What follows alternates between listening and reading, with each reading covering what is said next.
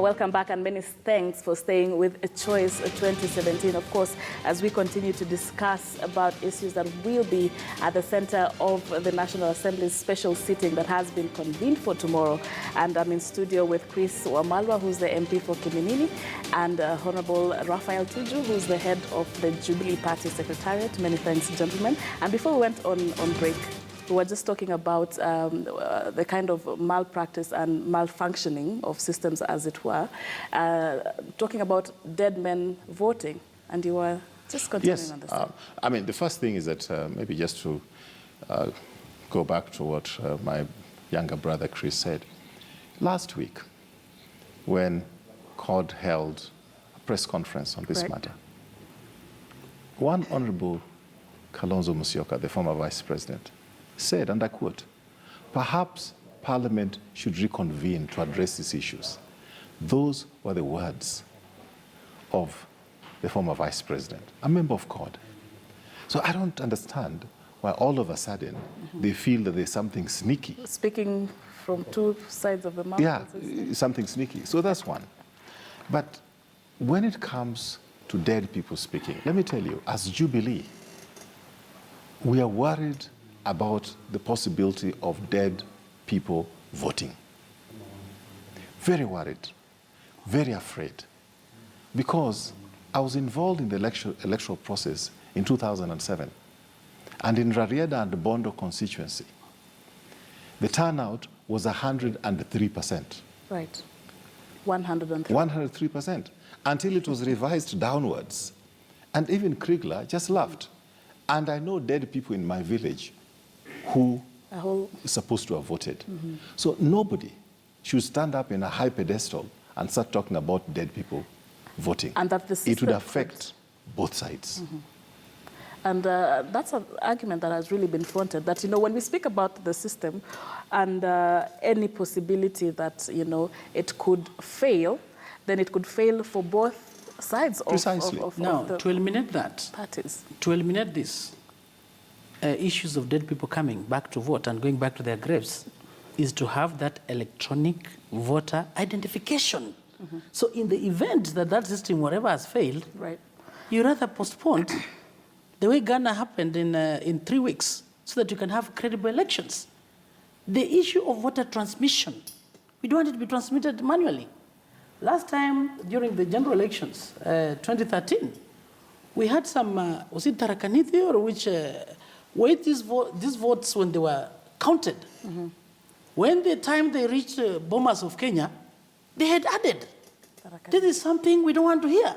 This is something we are worried, and we are saying voter transmission must be done electronically. The voter register, we've had the issues of black book, green book, white book.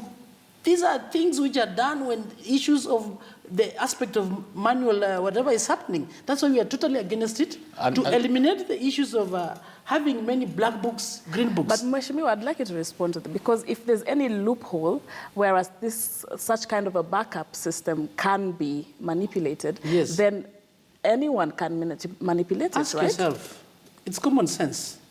When such manipulation happens, who is likely to benefit? Is it the opposition or the one in government? Please, you're not born yesterday. I think it's both. All right. I think it's common sense. Before we get into really, common if somebody is in government, has that advantage and is the one likely to manipulate. Right. That's what our worry is. Let's listen to this soundbite from a core principal, Moses Wetangula, before we speak about this trail of sense.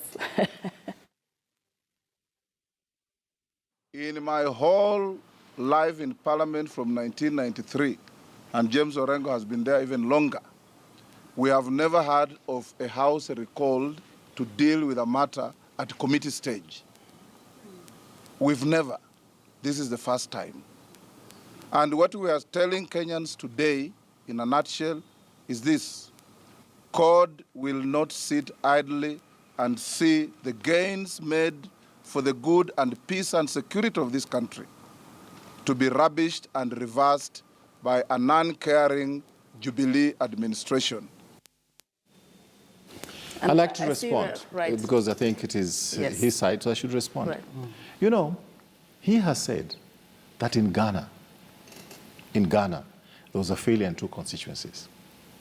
I want to ask Kenyans, can you imagine what would happen to Nairobi when the failure happens to be Kibra? Kibra has failed. The BVRs are not working during election time. And Kibra has failed. What is going to happen to Nairobi? I don't need to tell Kenyans what's going to happen. So we cannot afford a system with no backup. But that is the case in the United States. That's the case all over the world. But the case that and Mheshimiwa when has it been comes making, to the rigging that he's talking about, right. who is complaining about rigging in the United States right now?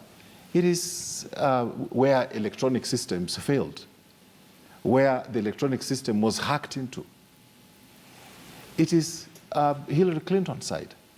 So if we do not have a backup, we are basically preparing ourselves for a disputed election.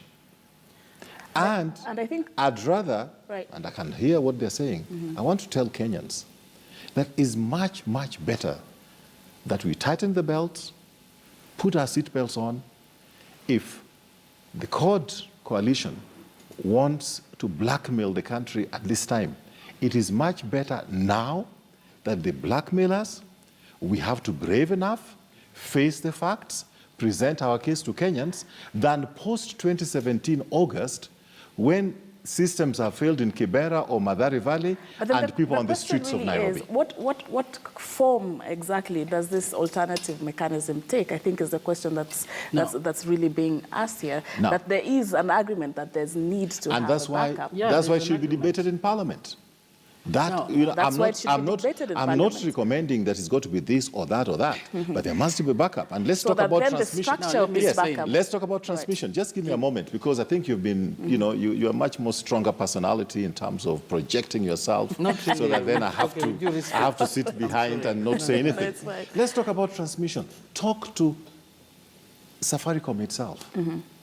They have written to IEBC to say that they do not have the network capacity in the whole country to be able to transmit all those results from every county, every polling station. That is from Safaricom.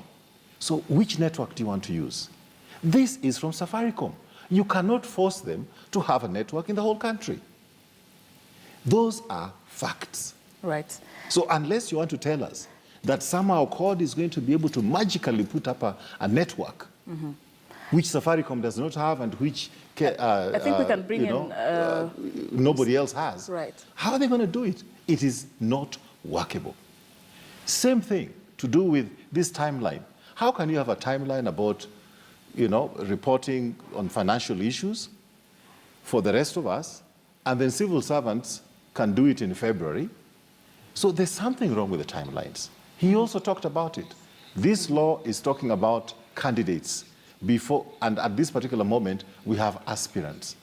Those untidy ambiguities, we can either decide to let those things flow. We are all led down the garden, we all led down down the road by CORD saying everything is okay.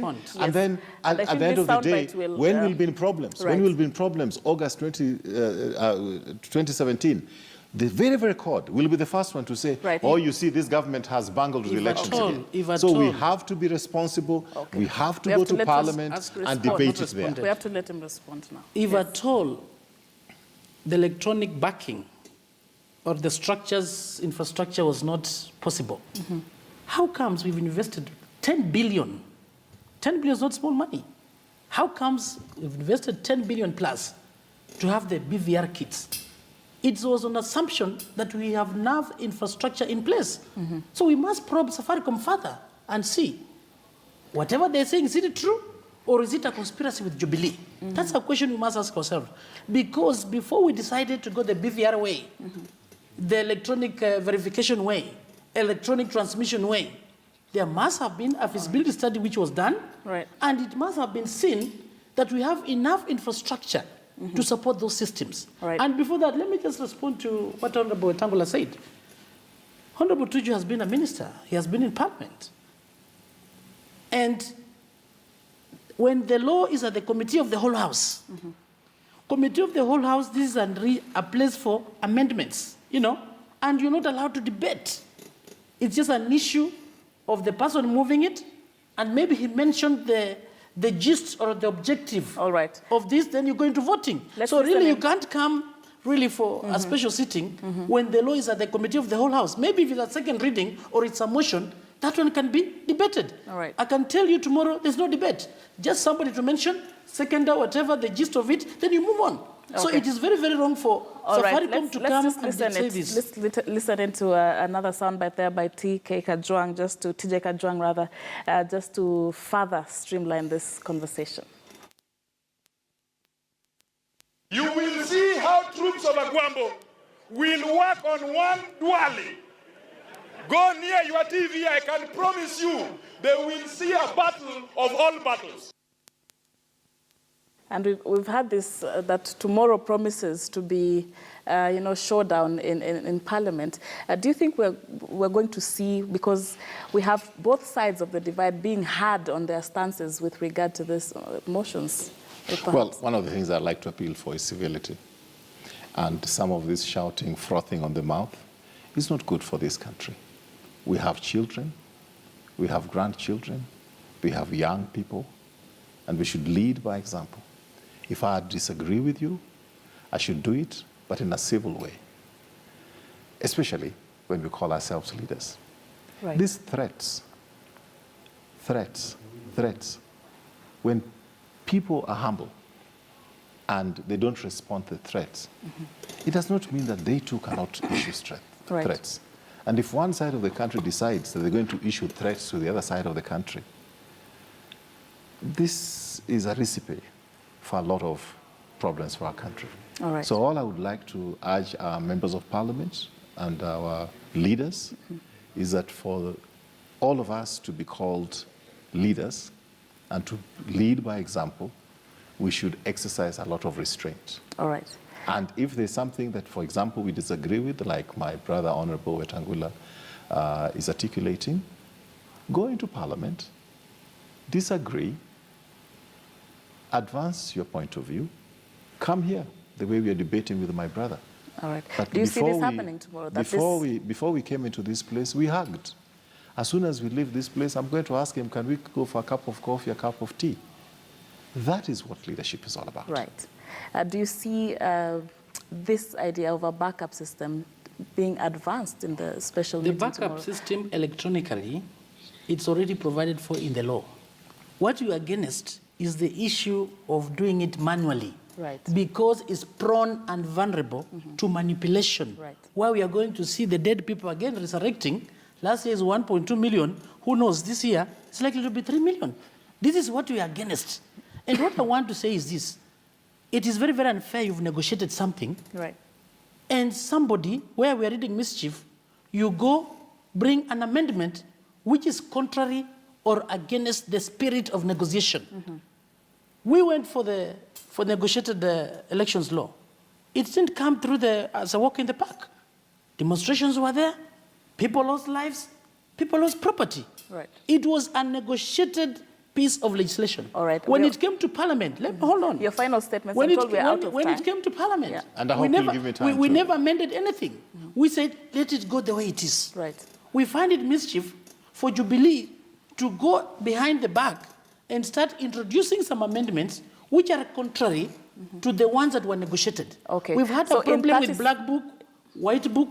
What is KPMG going to audit? Right. We need to have the parameters, the methodology. What is the output? All right. We don't. So your final KPMG statement- as a firm, Right. it has audited Kenya Airways, it has audited Uchumi, companies which have collapsed. Right. It has no credibility.